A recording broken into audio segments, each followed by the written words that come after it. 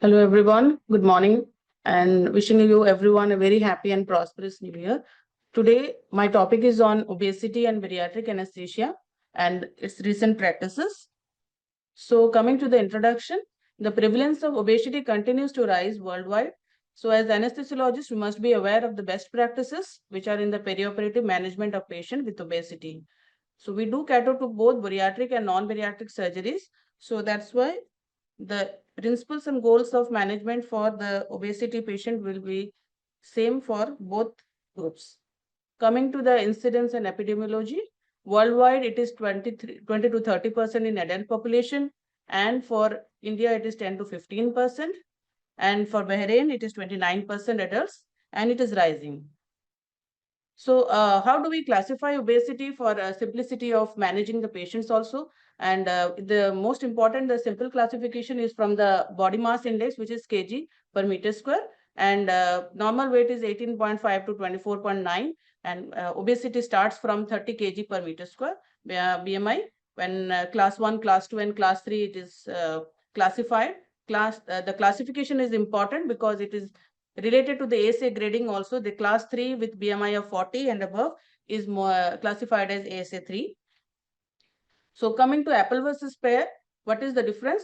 Apple versus pear is the body shape, which is related to the waist hip ratio, and an apple body which has a central obesity will have a waist more than the half height, and this is more important because it is responsible for causing difficult airway and ventilation, greater risk of cardiovascular system disease and thrombosis, with higher risk of metabolic syndrome. With respect to that, a pear-shaped body where there is peripheral obesity or fat is outside the body cavity, there will be less comorbidity and lower risk. So in general considerations, obesity and metabolic syndrome cause significant increase in post-op mortality in all classes of obesity. The risk of post-op cardiac complications is increased 2 to 3 times. The pulmonary complications is increased 1.5 to 2.5 times with acute kidney injury and stroke and development of sepsis compared with the patients of normal weight. So knowing obesity and its effects is very important to a anesthesiologist, because we deal with cardiac and respiratory and gastrointestinal system more with respect to obesity. So it is a systemic disease with, it is a state of chronic inflammation with metabolic syndrome, and there will be a list of the conditions mentioned, with OSA and OHS being one of the important conditions which we face in obesity. So how does cardiovascular system is affecting the obesity and how it is affecting the anesthesia? So as we know, in obesity, there is increased circulating blood volume with stroke volume and LV enlargement causing eccentric LV hypertrophy and hypertension. Obesity also causes obstructive sleep apnea with obesity hypoventilation. These all things lead to pulmonary arterial hypertension, venous hypertension with RV failure, and there can be biventricular failure. So these patients, when undergoing any surgery or under stress, as in anesthesia, when they are going under anesthesia, they have the chance of having ischemic heart disease, MI, hypertension, and they can develop pulmonary edema and even non-cardiogenic pulmonary edema. Similarly, coming to the respiratory system, from the obesity point of view, it has the most important part is it has a restrictive lung disease pattern with obesity, hypoventilation syndrome, and obstructive sleep apnea and cor pulmonale. So restrictive lung disease, how does it affects? The pathophysiology is that it increases when there is a increased fat, it decreases the respiratory muscle function, decreased chest wall compliance, and the increased pulmonary blood flow with decreased lung compliance all together leads to a total respiratory compliance to decrease when the patient is in supine position, which decreases the functional residual capacity, the vital capacity, and the total lung capacity. All these will lead to a shallow and rapid breathing with increased work of breathing, and all this has effect in anesthesia also. When the FRC, which is the functional residual capacity, falls below the closing capacity very quickly in obese patients. So the small airway closure happens very quickly, despite our best efforts to secure the airway even in one attempt, or even if it is quick, they desaturate even during intubation.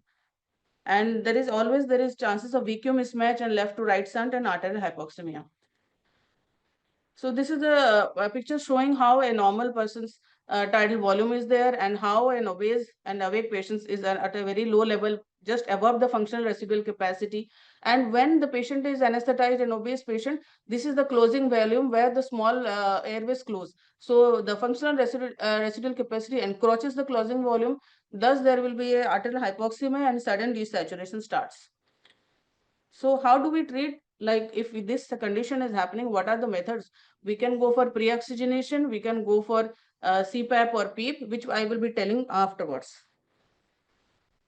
So other two conditions which we deal with are obstructive sleep apnea and hypopnea and obesity hypoventilation syndrome. Obstructive sleep apnea is like definition-wise complete cessation of airflow lasting 10 seconds or longer, 5 or more times per hour of sleep with decrease of at least 4% in saturation. Similarly, for hypopnea, it is for 50% and 15 or more times per hour of sleep. Coming to a word for obesity hypoventilation syndrome, presence of obesity, as it is obesity hypoventilation, awake arterial hypercapnia, which is a PaCO2 more than 45, in the absence of known causes of hypoventilation. And this occurs with the results from long-term OSA. These patients when they are going for anesthesia under for surgery, they have very high propensity not only during intubation, but also during extubation to have desaturation and obstruction and leading to other complications. So this is just a classification difference between OSA and OHA. And how can this be analyzed? A simple questionnaire like Aslam. Like stop bank questionnaire is there, which is snoring, tiredness, observed apnea, pressure, BMI of more than 35, age over 50 years, neck circumference more than 40, and gender male. So when the high risk of OSA, when we say it is more than or equal to 3, and low risk when it is less than or equal to 3. So coming to this algorithm, which has been mentioned from the SOBA, which is the Society for Bariatric Anesthesia UK Consensus 2016, they have told that we should actively look for OSA screening. When we look for OSA screening algorithm for the obese patient, when the patient is having a score of 6 to 8, it is a high risk. You should, if the patient is an elective patient, we should go for sleep study. And even if it is in 0 to or an ASA 1 to, it is a low risk and daycare procedures can be carried out. Similarly, for 3 to 5, if it is assessed by specialist with airway difficulty also, and we can go for high risk. And if there is no NIHA grade 3, we can keep it as moderate risk. So how do you manage these patients? If we know the status or we have assessed with the stop bank questionnaire and it is showing that it is a high risk and is a known with sleep study result of and he is using a CPAP, then it is better that patient should be monitored and should have invasive monitoring and high dependency unit for if the surgery is going to be a high risk surgery. If the patient is having a risk factor of moderate risk in the less than 6 to 8, and in this patient, whether you go for CPAP or not, but the post-op important is that they should be using low opioid, and in the ward also, when in the post-recovery period also, overnight saturation monitoring should be there. So this is one of the importance of CPAP. How does CPAP helps? It has been very important in finding from 2 weeks it corrects the abnormal ventilatory drive to 4 to 6 weeks. We can see that there can be a reduced tongue volume and increased pharyngeal space. This is very important as from the anesthesia point of view, and we can see that like post-op apnea and obstruction, these things can be prevented if by simply using a CPAP and monitoring him. Coming to the system, as I told, cardiorespiratory and GI system are the most important systems which are involved in obese patients. And as for anesthesiologists, it is important. The gastric volume and acidity are increased. There will be decreased gastric emptying and because of increased abdominal mass and increased frequency of transient LES relaxation and all the points mentioned. So increased incidence of hiatal hernia and reflux will be there, which increases the aspiration rates. And also there will be chances of other fatty liver and non-alcoholic fatty liver disease. And because obesity is a prothrombotic state, it is a hypercoagulability will be there. This is very important from anesthesia point of view, both gastrointestinal and this hypercoagulability, as I will tell you also, like why we need rapid sequence induction and to protect the airway also. And for coagulopathy also we need in some procedures we need also DVT prophylaxis, deep vein thrombosis prophylaxis, and post-op also prophylaxis. So coming to pre-op evaluation, thorough medical history taking and physical examination are the cornerstones. And limited mobility may mask significant cardiorespiratory disease if the patient is having very obese, high morbidity with any fracture or anything. It is very difficult and will have significant cardiorespiratory disease. Similarly, with OSA and OHS, they have written it should be actively looked for because 70% is found in BMI more than 40. Similarly, our examination as anesthetist is mostly direct towards the cardiorespiratory fitness and the airway. And investigations also should be targeted towards detecting the cardiovascular risk factors. So, assessment should guide pre-op optimization and rule out contraindications. So, it has also been mentioned like elective nocturnal non-invasive ventilation relieves the right heart failure, reduces the tongue volume, and increases the volume of the pharyngeal space. As told, cardiovascular and respiratory system are the major organs which we need to evaluate. So the issues are mostly coronary artery disease, pulmonary hypertension, heart failure, and dyspnea, asthma, OSA, and hypoventilation. For this, ECG, validated tools to estimate the risk of perioperative MACE. MACE is major adverse cardiac events. If risk is more than 1%, the functional status is poor, consider stress testing. Echo, right heart catheterization, when and when required by expert consultation, chest X-ray. Then similarly, pulmonary function test, not recommended for routine, but depends on the clinical evaluation. And always the screening for OSA should be there with history, physical examination, and validated screening so that we can consider in some high-risk patient polysomnogram also and initiate the CPAP and BiPAP. So resting ECG, what is the relevance? It rules out rhythm disturbances and cor pulmonale, guides need for more extensive cardiac investigations, and room air ABG also helps in diagnosing obesity hypoventilation syndrome.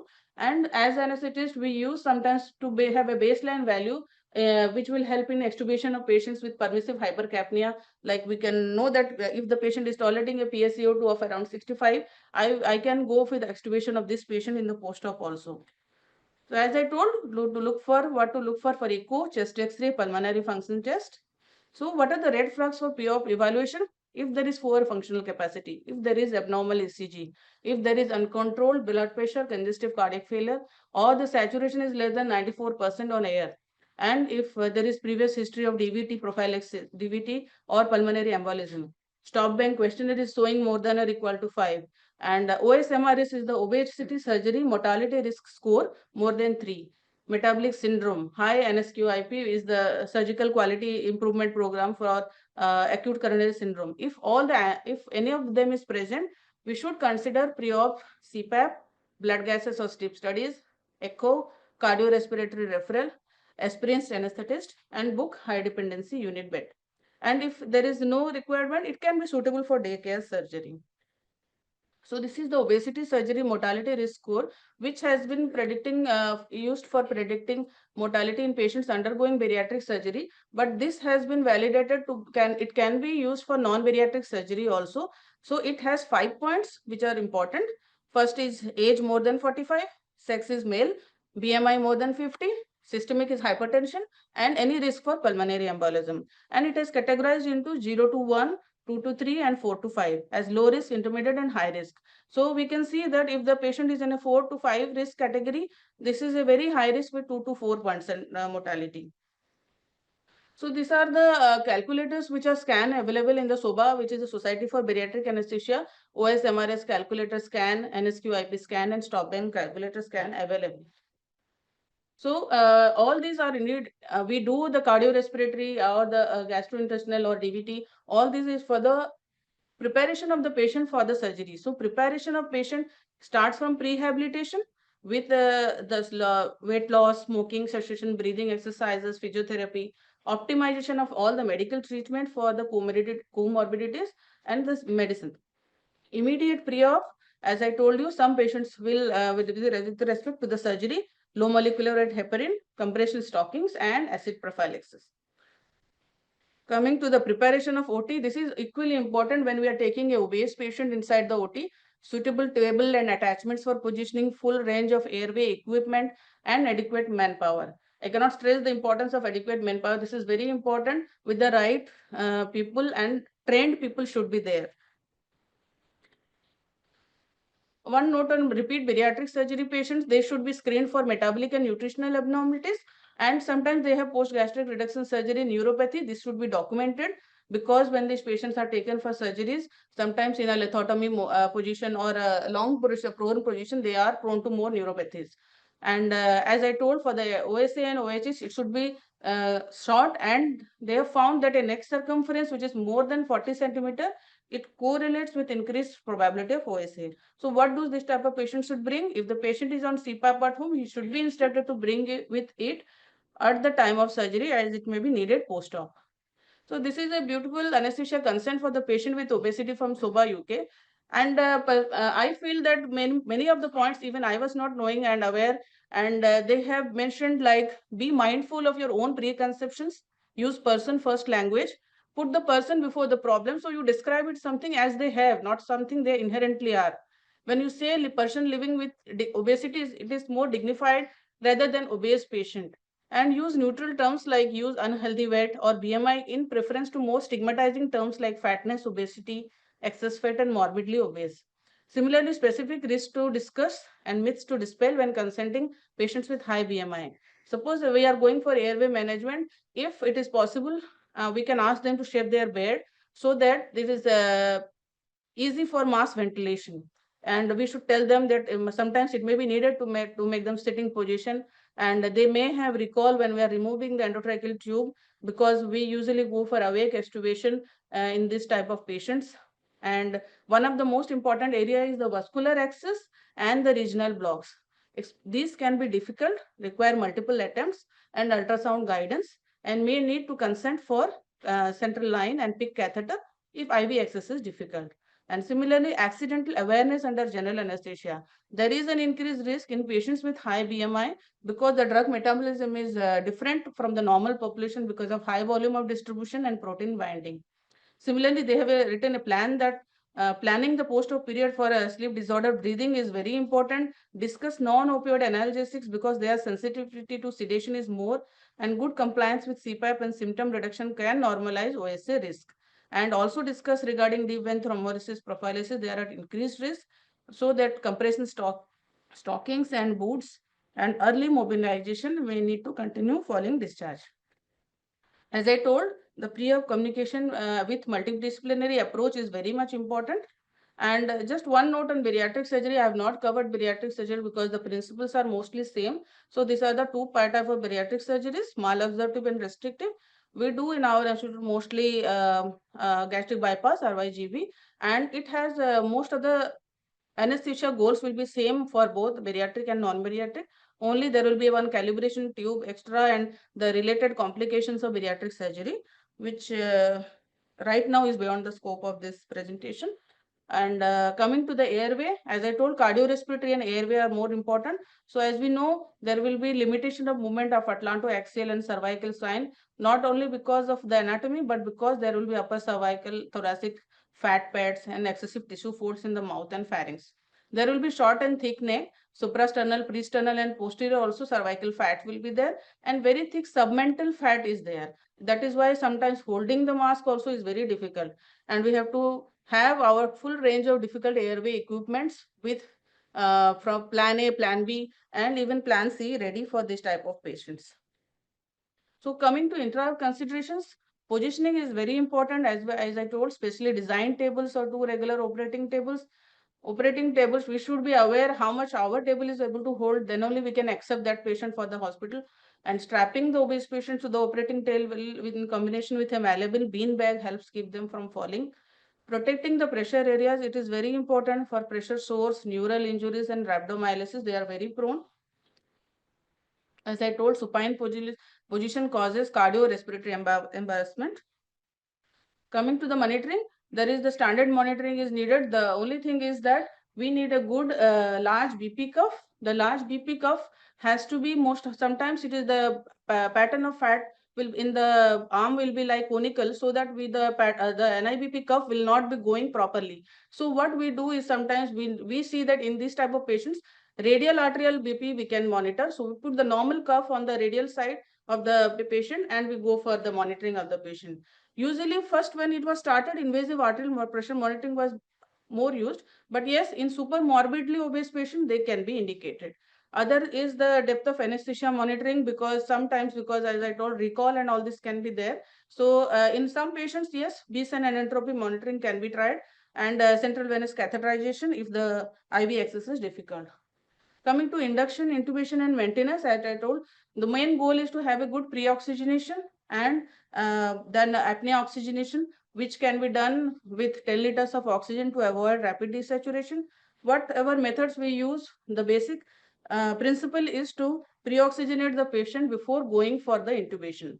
So how can we do this? By stacking. So stacking can be done whatever methods, whether you do with pillows or with the rolls. The external auditory meatus and the or the trigger should be in line with the sternum. We should try to make it as far as possible to make it in line with it, so that it will help in bringing the oropharyngeal and laryngeal axis in line for intubation.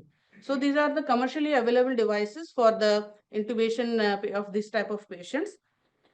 And then difficult airway cart with the form of mask, airways, supraglottic airways for plan B, and endotracheal tubes, and glide scope or video scope should be availability should be there.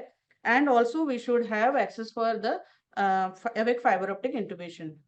This is a picture of a glide scope, which we also use in our institute.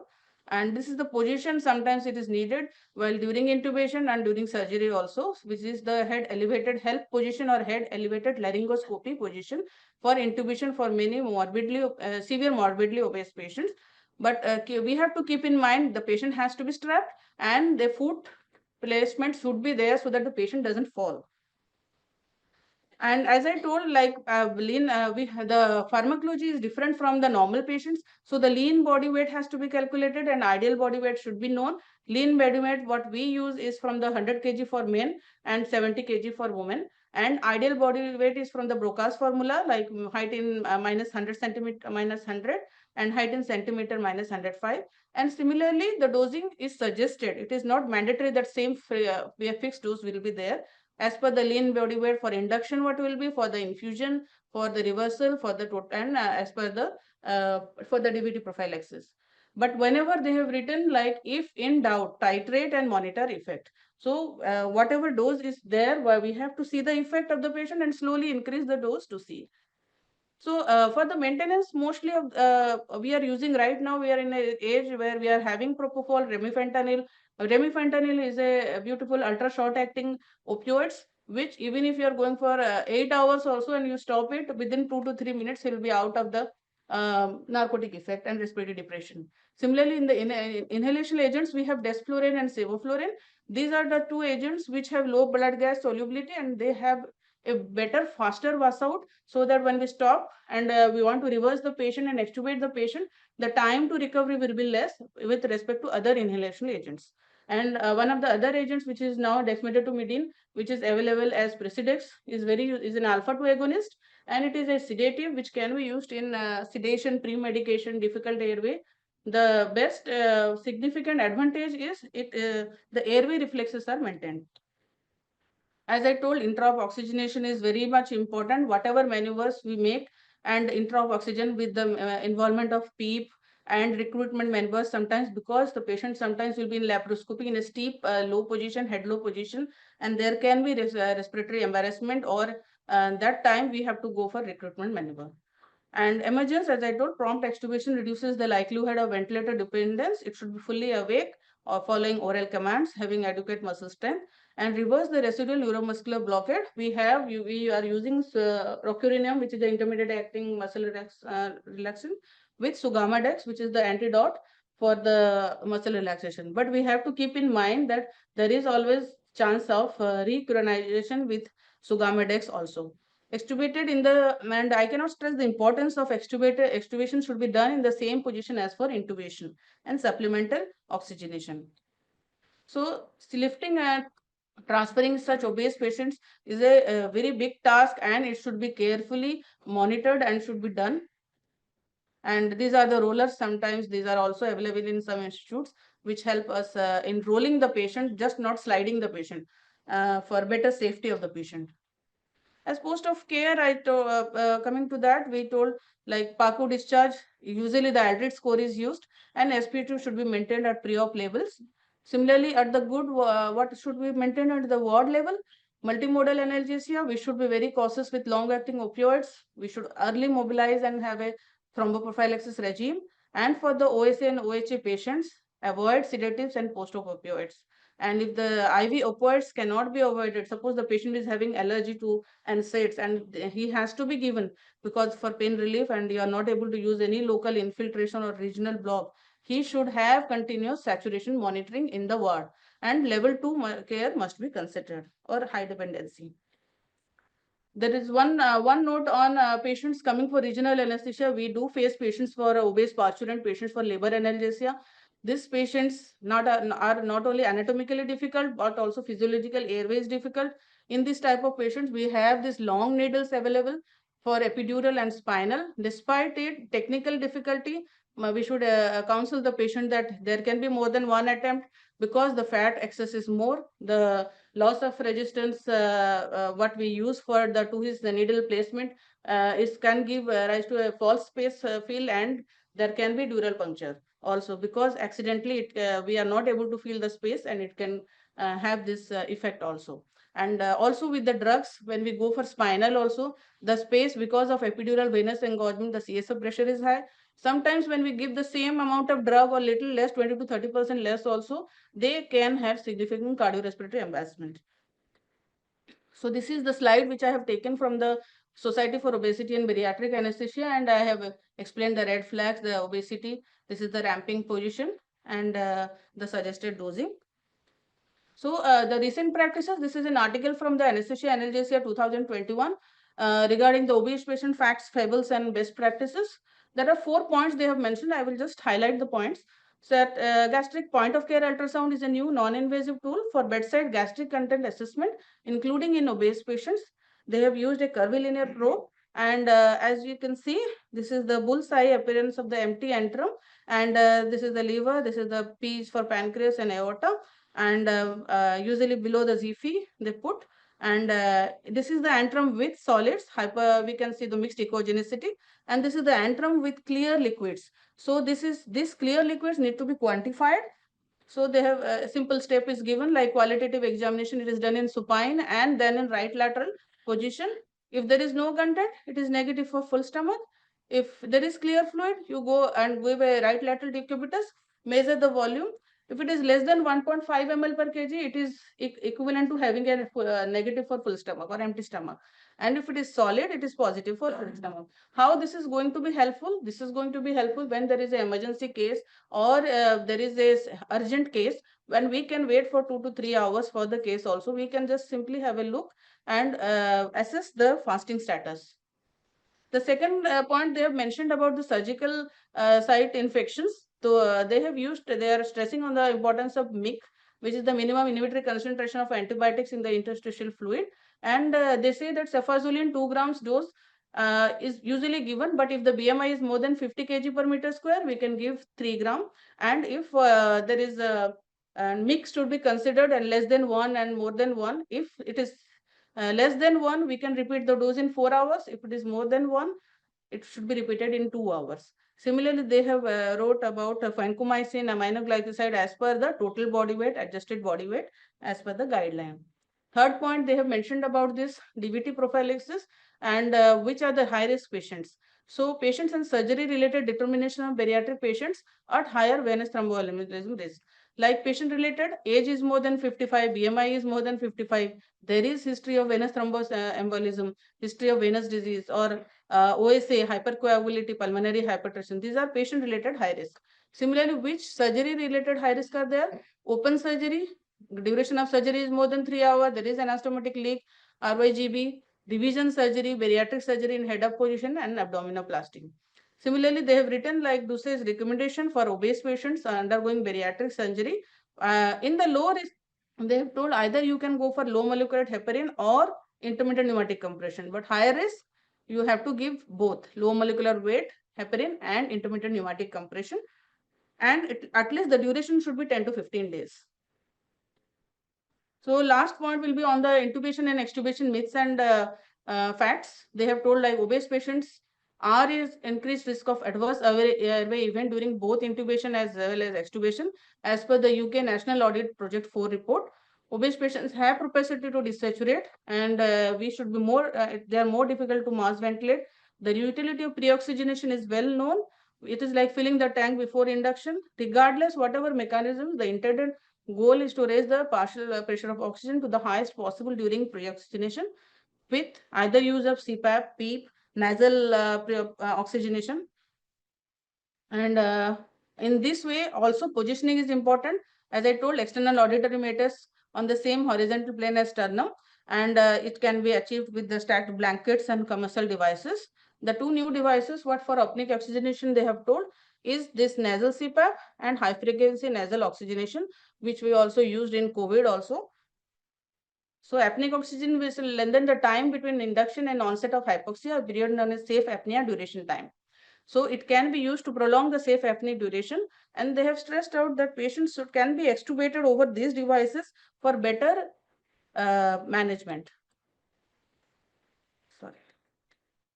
So extubation with positioning, nasal airways, especially in OSA patients, NIV, HFNC, that I told, like it improves oxygenation, decreases atelectasis, decreases the need for reintubation, and better small airway function. There are all multiple strategies, and there is no single magic bullet. Whatever we have and whatever we can do best for the patient, we should do.